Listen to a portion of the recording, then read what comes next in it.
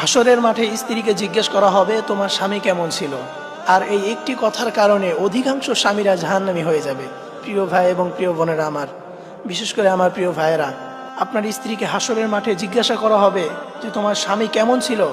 আপনার স্ত্রী যদি আপনার ব্যাপারে ভালো সার্টিফিকেট না দিতে পারে, আপনার স্ত্রী যদি বলে যে আমার স্বামী আমার উপর নির্যাতন করত, আমার উপর জুলুম করত, আমাকে অবহেলা করতো, আমাকে সে ভালোবাসতো না, আমাকে রেখে অন্য নারীর সাথে কথা বলতো, সে পরকীয়া করতো, এই ধরনের কথা যদি আপনার স্ত্রী কিয়ামতের ময়দানে বলে, তাহলে মনে রাখবেন আপনার জন্য কিন্তু জান্নাত হারাম হয়ে যাবে, জাহান্নাম আপনার জন্য ওয়াজিব হয়ে যাবে। এই জন্য প্রিয় ভাইয়েরা আমার, অবশ্যই কথাগুলো মনোযোগ দিয়ে শুনবেন। কখনোই স্ত্রীর সাথে খারাপ আচরণ করবেন না, স্ত্রীর সাথে কখনোই আপনি নির্যাতন করবেন না, তাহলে কিন্তু আপনি জাহান্নামী হয়ে যাবেন। আল্লাহর কাঠগড়ায় আপনাকে দাঁড়াতে হবে, আপনাকে জবাবদিহিতা করতে হবে।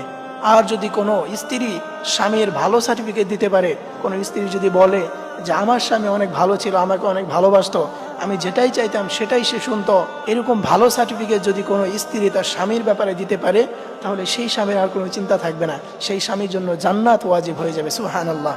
এই জন্য প্রিয় ভাইয়েরা আমার, অবশ্যই স্ত্রীর সাথে ভালো আচরণ করতে হবে, স্ত্রীর সাথে অবশ্যই আপনাকে সুন্দর আচরণ করতে হবে, স্ত্রীর সাথে কখনো আপনার খারাপ আচরণ করা যাবে না।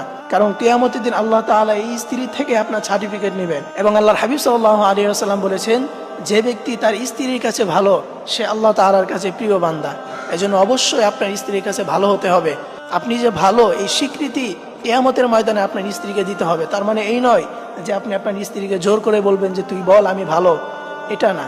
আপনার স্ত্রী যদি মন থেকেই বলে, মন থেকেই যদি আপনার প্রতি ভালো এই সার্টিফিকেট সে মন থেকেই দেয়, তাহলে আপনি আল্লাহ তাআলার কাছে প্রিয় হতে পারবেন। আল্লাহ তাআলা কিন্তু মনের খবর জানেন।